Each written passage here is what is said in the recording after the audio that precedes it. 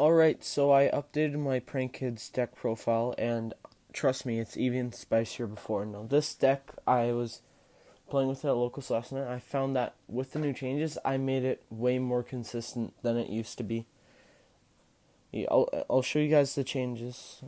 Sorry. Of course, this hasn't changed. 3 of all the monsters, standard stuff, you can't run any less or any. Of course, you can't run any more, but you can't run any less of this. Now, what has changed?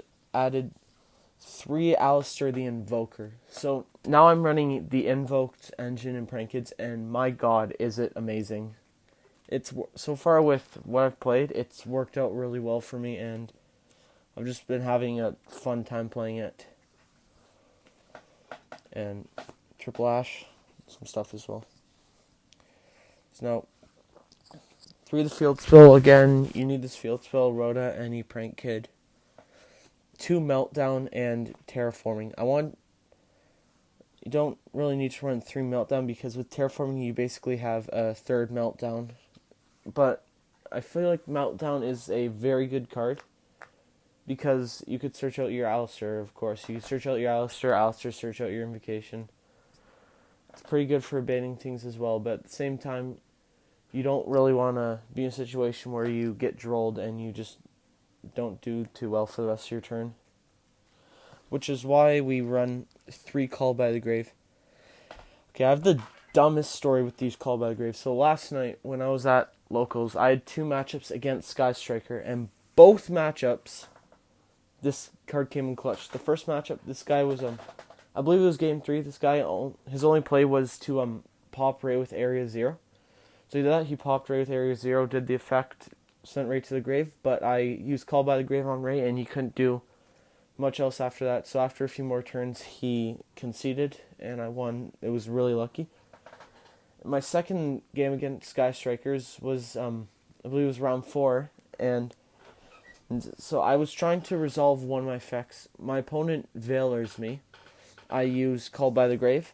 And he has the second Veiler, so he Veilers me again, and I had the second Call by the Grave in hand, so that was pretty funny. Also, using Call by the Grave, I beat a True King Dino player by banishing 2 of their baby Ceratosaurus. Like, dumb rant, not really rant, dumb story outside. Let's go on to the fusions. 3 instant fusion, standard. 3 invocation, you can't run any less. 2 poly, and 2 pandemonium. Now, you don't need to run 3 pandemonium because, well, it is a fusion card. Getting a fusion card in your opening hand is very good. It locks you out of any other kind of plays because it locks you into Prank Kids monsters. Poly at 3, it worked, but I needed more space to run the invocation because I feel like invocation when you're starting off is way better for the deck overall, because not only can you make your Prank Kids monsters, you can also make your invoked stuff easily. That's the fusion engine. Oh, got 2 pranks and reasoning. For a while, I've been playing until I was able to get my copy of Almirage. I played 2 Veiler. Wait, was it 2 Veiler or 3? I think it was 3 Veiler. Anyways, I played Veiler in order to get into Mecha but easier. But now since I have Almirage, I don't need it. So reasoning has come back. Prank Kids pranks. Of course, you want to keep this. Helps you on brick hand. Like if you have pranks, any other Prank Kids stuff, and Prank Kids monster, it can help you. That would normally be a brick, but with pranks, it's not. And finally, to end off the main deck, the one trap. You play 41 cards, you don't want to draw this. That's why. You only run 1 copy, you play 41 of it. So now the extra deck. This has had quite a few changes. 2 Rocket Ride, 1 Weather Washer, 1 Battle Butler. So I cut Weather Washer from 2 down to 1 because in reality, if you want to win a game, like if you know that you're going to win a game, you only really need to resolve Weather Washer once. So I felt like the second Weather Washer wasn't necessary. The Battle Butler, same deal. I can't believe I used to run 2 of it. There's way better options to go into with the extra deck now. For the Invoked stuff, the Purgatrio and the Mechaba. Mechaba and Purgatrio are MVPs. Of course, they're really good monsters, really strong, have pretty decent stats. Nothing else more to say about them. For the links, got 2 Duel and 2 Bow Bark. Don't run Rapport and Roaster anymore because right now in the meta, I don't have to worry about any back row decks. Also, I need the space in the extra deck for some more stuff I'll show you.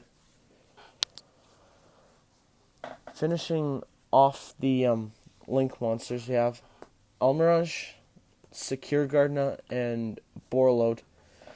I'm going to get Borreload Sword soon to replace the Borreload. Secure Gardna, I'll show why this is relevant later. Almirage, he's a good boy. That's all I really need to say. He's a good boy. He helps with the combos.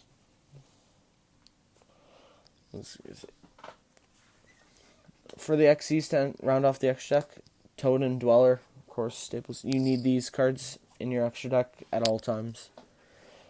The side deck got 3 Lancia because Orchist and Thunder Dragon still exist. Now Dragon Link exists. Now with Dragon Link, I've been seeing a lot of people running the Dino engine. I think that might be correct for lists. So if they do the Overraptor, send to the grave Carbonette, they go to banish Carbonette, but you Lancia them, they don't get that extra search. Their combo isn't nearly as good. 3 Denko because this deck loses to back row. 3 Pankratops, generic removal. It's a very good card. Helped me win some games.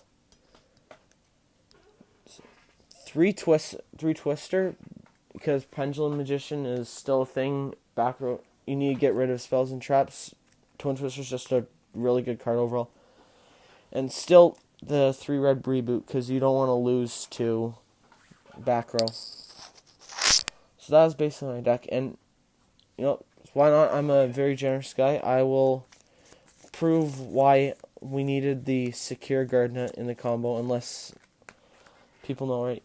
Turns out I actually didn't know that this existed, but it's a 1-card combo with Alistair. So let's say you think you've bricked, you have a bad hand. If you have Alistair, your hand is no longer a brick. So here's what you do with this. Normal Alistair effect, go into your deck, grab the Invocation. Now you have Invocation hand.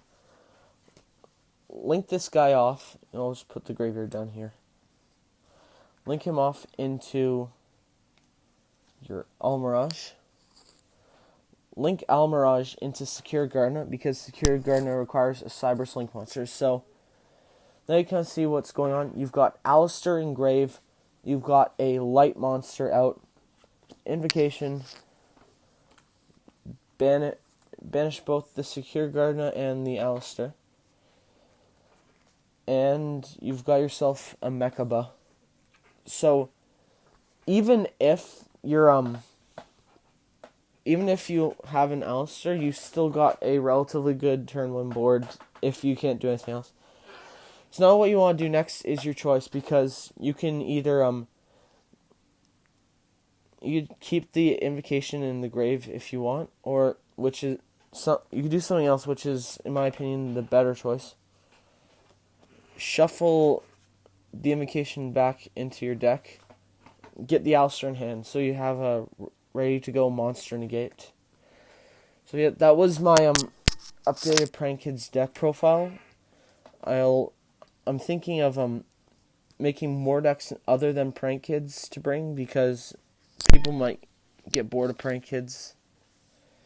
People will get bored of Prank Kids, but I'm not. I'm having such a fun time with this deck. I find this deck, well, it's skill intensive. I find it unbelievably fun to play, and it has a lot of potential, but I hope that it doesn't do too well, because I don't want anything in this deck to get hit by the ban list.